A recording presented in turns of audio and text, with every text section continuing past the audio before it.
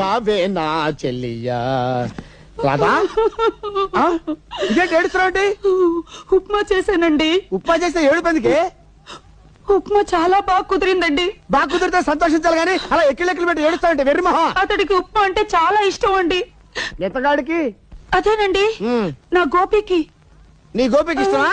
Visiting card ఇచ్చాడుగా, address వెతుక్కుంటూ వెళ్ళి చక్కరేసుకొని తినిపించిరా పో. ఛీ, నీ పతివ్రతనండి. నేను ఒంటరిగా వెళ్తే అతను ఏదైనా తుంటరి పని చేస్తాడు. అప్పుడు నేను కాదనిలేను. అందుకని మీరే వెళ్లి గోపికి ఇచ్చేసిరండి. రాధా, ప్రపంచ చరిత్రలో నాలాంటి దరిద్రమైన భర్త ఎవరికైనా ఉంటాడంటావా? నీ మాజీ ప్రియుడికి నేను ఉప్మా తీసుకెళ్లి ఇచ్చిరావాలా? అలా చేస్తే ఎవరుకుంటారు తెలుసా? చిచ్చి నేను ఇచ్చిరానంతే. మీరు వెళ్ళకపోతే నేను వెళ్తా. అప్పుడు నా గోపి, రాధా నీకు పెళ్ళైనా పర్వాలేదు, మనం ఎక్కడికైనా లేచిపోదా అంటాడు. అంటాడు. అంటాడు. దానికి నువ్వేమంటావమ్మా? అప్పుడు నేను ఆవేశం పట్టలేక